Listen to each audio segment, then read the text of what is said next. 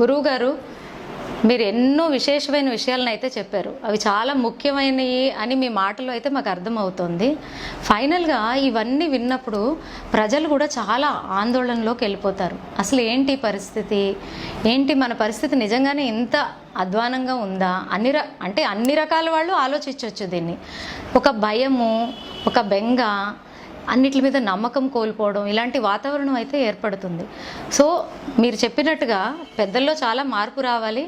మరి ఆ పెద్దల్లో మార్పు అనేది వాళ్ళల్లో వాళ్ళే తెచ్చుకుంటారో లేక ఆ భగవంతుడు ఏదైనా దారి చూపిస్తాడో తెలవట్లేదు. కానీ ఫైనల్గా ఇలాంటి పరిస్థితిలో మన దేశ ప్రజలందరినీ ఎలాగ ఆలోచించాలంటారు?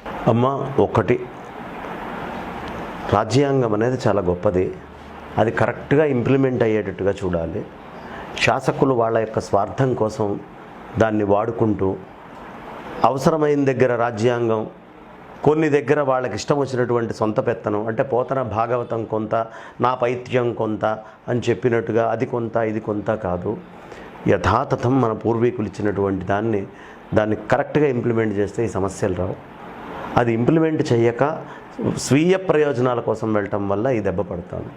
ఇప్పుడు కేవలం నేను చెప్తున్నాను, సక్రమంగా దాన్ని కాంగ్రెస్ ఇంప్లిమెంట్ చేయలేకపోవడం వల్లే కొన్ని ఘటనల్లో కొద్దిగా వచ్చినటువంటి జాగరూకతకి 300 సీట్లతో పక్క పార్టీ తీసుకొని వెళ్ళింది. అర్థమైందమ్మా? మళ్ళీ అలాంటి మిస్టేక్సే ఎక్కడ జరిగినా మీకు తాత్కాలికమైనటువంటి ప్రయోజనం దాంట్లో కనిపిస్తుంది తప్ప, రాజ్యాంగాన్ని నిర్లక్ష్యానికి గురి చేస్తే తాత్కాలిక ప్రయోజనాలు ఉంటాయి తప్ప శాశ్వత ప్రయోజనాలు ఉండవు. కాబట్టి తాత్కాలిక ప్రయోజనాల కోసం చూడకండి.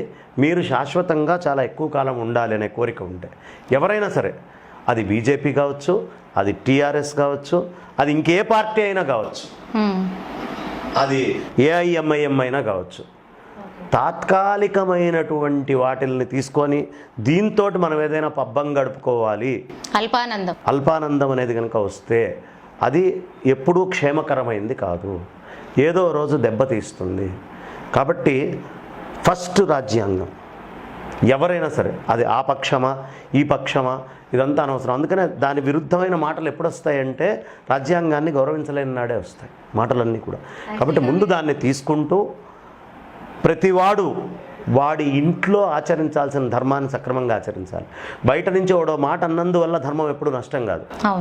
ఇప్పుడు బయట నుంచి ఆ దిష్టి దాకచ్చుగాక, ఆ చెట్టు అట్లా, ఈ చెట్టు ఇట్లా, ఈ చెట్టు అట్లా అంటే 4 ఆకులు ఎండిపోతాయి, కానీ మూలం పోదు.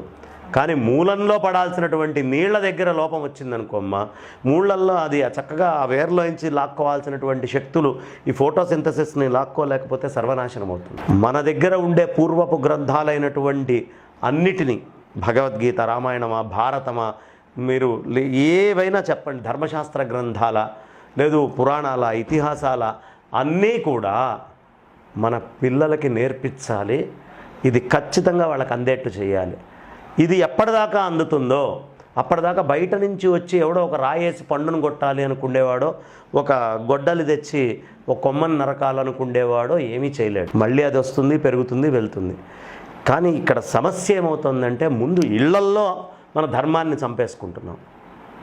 పిల్లలకి ధర్మం జోలికి రానికుండా ఇప్పుడు వీడికి ఎందుకు, వీడు పెద్దయ్యాక కృష్ణారామాన్ని కూర్చుంటాడు, ఇప్పుడు అక్కర్లేదు అని చిన్నతనంలో ఈ ధర్మాన్ని చెప్పకపోవడము, ఎంతసేపు ఉన్నటువంటికి బయట విద్య, వీడు ఏ అమెరికా వెళ్ళాలో, ఆస్ట్రేలియా వెళ్ళాలో, యూకే వెళ్ళాలో, యూరప్ వెళ్ళాలో, ఈ దేశ సంస్కృతి నుంచి వాడిని ఎంత తొందరగా దూరం చేసి బయటికి పంపిద్దాము అనే ఆలోచనలు బాగా విస్తృతంగా పెరుగుతూ ఈ ధర్మాన్ని తర్వాత తరానికి అందించట్లేదు.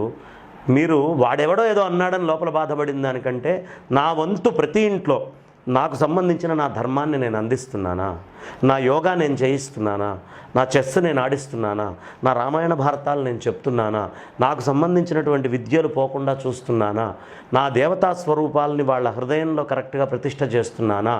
ఒక గురువు, ప్రతి పిల్లవాడికి, ప్రతి కుటుంబానికి ఒక గురువు, సద్గురువు ఉండాలి, మంచి గురువు ఉండాలి, ధర్మాన్ని చెప్పేటటువంటి గురువు ఉండాలి.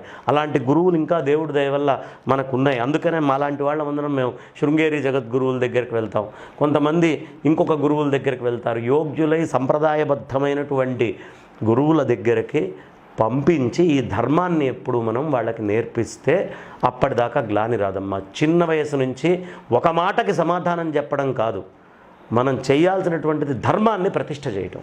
హృదయంలో ప్రతిష్ఠ చేయాలి, మన పిల్లల్లో ప్రతిష్ఠ చేయాలి. చేయాలంటే వాళ్ళల్లో ఉండాలి. కాబట్టి ఇది ప్రధానమమ్మా.